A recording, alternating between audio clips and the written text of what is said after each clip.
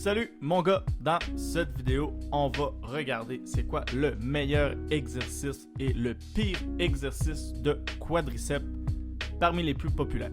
Donc je tiens à dire que si c'est une des exercices les plus populaires, probablement que c'est pas complètement de la merde. Donc prends ça avec un grain de sel. Si je dis que c'est le pire, c'est pas le pire exercice de tous les temps. J'ai séparé ça en 3 parties. Premièrement, qu'est-ce qui rend un exercice efficace? Ensuite, quels sont les 5 exercices les plus populaires selon mes recherches? Puis, finalement, lequel est le meilleur, puis lequel est le pire? Je tiens à te préciser que c'est une vidéo éducative, donc tu vas retrouver un edit minimal, tu ne retrouveras pas de drama, puis le but, c'est légitimement de t'aider à prendre de la masse. Donc, pourquoi devrais-tu m'écouter?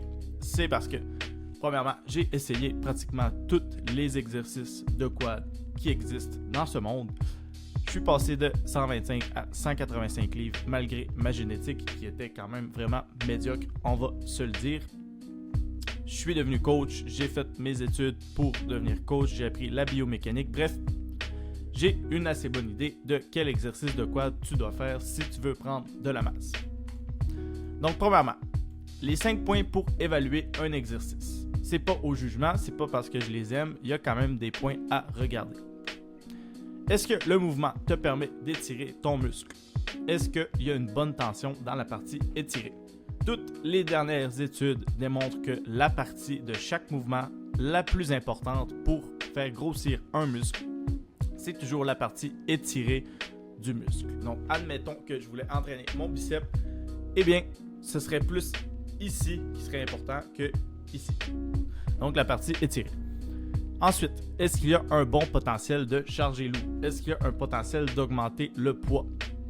S'il n'y a pas de potentiel d'augmenter le poids, eh bien, il y a moins de potentiel de progression. Donc, c'est une moins bonne exercice. Ensuite, est-ce que l'exercice te fait te sentir bien? Est-ce que c'est le fun à faire? Est-ce que c'est facile à maîtriser? Est-ce que l'exercice est sécuritaire? Est-ce que le potentiel de blessure est trop élevé? Puis finalement, est-ce que l'exercice est facile à intégrer dans une routine populaire? Est-ce que ça s'intègre bien dans les meilleurs plans d'entraînement qu'on connaît aujourd'hui? Donc voilà, les exercices les plus populaires pour cette vidéo. J'ai choisi le barbell squat, le hack squat, le leg press, le goblet squat, le leg extension et voilà. Donc, sans perdre plus de temps, on commence avec le barbell squat. Est-ce qu'il y a beaucoup de tension dans la partie étirée du mouvement? Puis là, on parle bien du quad, on ne parle pas juste des jambes en général. Donc, la partie étirée du quad, c'est comme ça. Donc, oui, il y a beaucoup de tension dans la partie comme ça. C'est pas non plus la tension la plus incroyable, mais c'est quand même très bien. Donc, on va donner un 8 sur 10 pour la tension dans la partie étirée. Est-ce que le potentiel de charge est là? C'est un 10 sur 10. Il n'y a pas vraiment d'exercice que tu peux plus augmenter la charge que le squat. C'est pas pour rien que dans le powerlifting, les 3 mouvements, c'est le bench, le deadlift, puis le squat. Est-ce que l'exercice te fait te sentir bien?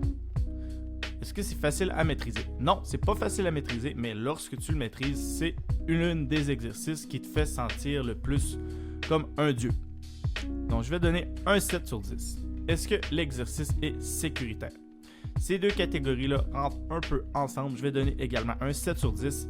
Si tu arrives à bien faire des squats, c'est pas très dangereux, mais il y a beaucoup d'ajustements à faire, puis ça peut être compliqué pour un beginner. Finalement, est-ce que ça s'intègre bien dans une routine? Absolument. Ça travaille toute la jambe au complet. Donc, à moins que tu sépares le devant de ta jambe et le derrière de ta jambe en 2 entraînements différents, tu vas sans doute pouvoir faire des squats. Donc, je donne un 10 sur 10. Donc, ça nous fait un total de 10, 20, 28, 35, 42.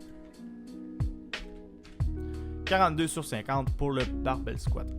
Ensuite, on a le goblet squat. Le goblet squat, tu as une bonne tension dans la partie étirée. C'est la même chose que le squat, donc on donne un 8 sur 10. Est-ce qu'il y a un potentiel de charge? C'est là le gros point faible du goblet squat, c'est que le potentiel de charge n'est pas très élevé parce que à moins d'être vraiment un débutant, tu vas très vite te rendre compte que tes jambes sont capables de lever beaucoup plus de poids que tu peux en tenir comme ça au goblet squat. Donc, tu ne peux pas augmenter à l'infini. Donc, le potentiel de charge, je vais donner un 3 sur 10. C'est quand même pas la fin du monde, mais c'est vraiment pas terrible. Est-ce que l'exercice te fait feel good? Est-ce qu'elle est facile à maîtriser? Moi, personnellement, puis plusieurs gens à qui j'ai parlé, c'est pas super cool tenir un poids comme ça. Tu finis par avoir un peu de tension dans les deltoïdes. Les poignets aussi, c'est pas terrible, mais c'est pas non plus la pire exercice au monde. Je donne un 5 sur 10. Est-ce que l'exercice est sécuritaire? Absolument, l'exercice est très sécuritaire. Je donne un 10 sur 10. On y va généreux. Puis finalement, est-ce qu'elle s'intègre bien dans une routine? Oui, ça s'intègre bien dans une routine. Comme 3e, 4e exercice, c'est un très bon finisher pour les quadriceps. Donc voilà, je vais donner un 9 sur 10. Donc, on a 10, 19, 24, 27, 35.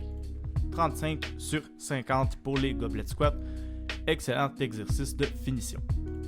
Le hack squat. Le hack squat, le king des exercices de quadriceps. Est-ce qu'il y a une bonne tension dans la partie étirée? Absolument. On a un 8 sur 10. C'est la même tension que les squats, puis les goblet squats.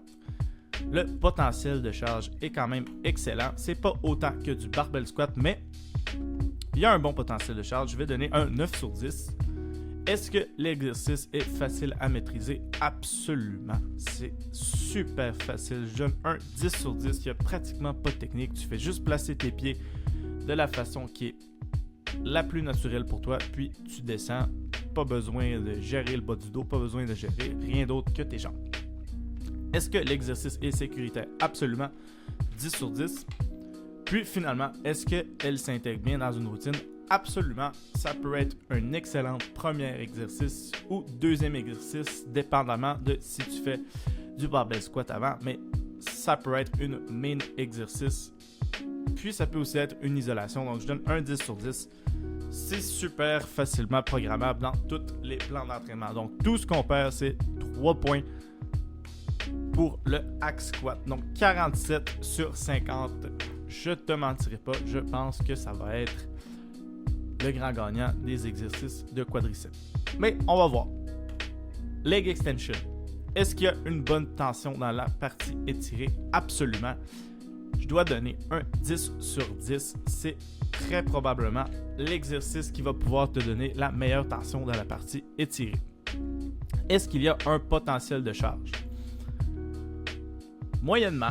Il y a moyen d'augmenter les poids, mais c'est pas un exercice de quad où tu vas le plus augmenter ta charge. Ça reste quand même relativement pareil durant longtemps.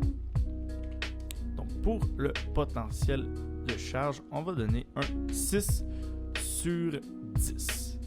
Est-ce que l'exercice est facile à maîtriser? Est-ce que tu te sens bien en la faisant? Absolument. C'est un 10 sur 10. Non, un 9 sur 10 parce que c'est possible que tu aies des petites douleurs au genou. C'est possible que le leg extension te cause des problèmes. Donc, sécurité de l'exercice, on va y aller dans la même direction. Un 9 sur 10 parce que c'est très facile à faire, il n'y a pas beaucoup de danger, mais c'est possible que ça te cause des douleurs au genou. Est-ce que ça s'intègre bien dans une routine? Absolument. C'est un très bon finisher de quad. Je donne un 9 sur 10 parce que c'est possible que si tu fais beaucoup d'autres exercices de jambes, tu n'aies plus de place pour les leg extensions, mais c'est quand même super bien plaçable dans n'importe quel plan d'entraînement. Donc 9, 18, 27, 37, 43.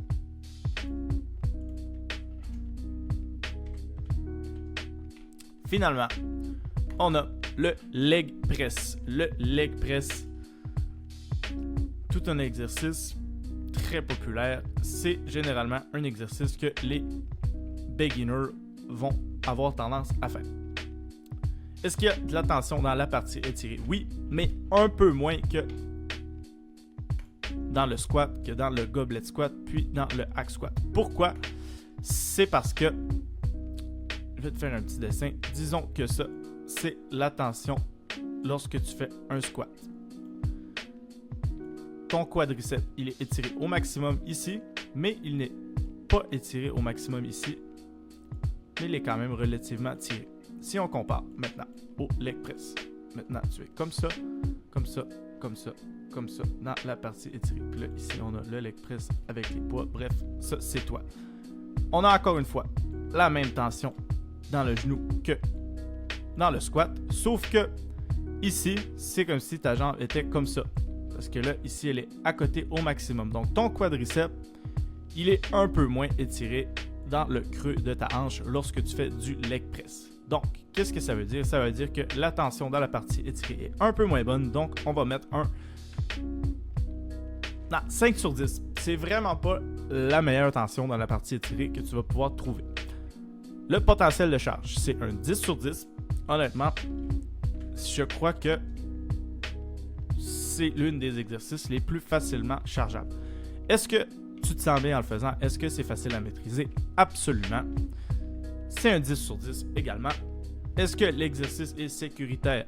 Absolument, tant que tu ne loques pas tes genoux dans le haut du mouvement. Ta jambe ne devrait pas casser comme on voit dans les vidéos TikTok. Bref, sécurité de l'exercice, 9 sur 10. Puisque tu mets lourd, il y a quand même un léger risque. Puis, est-ce que ça s'intègre bien dans une routine?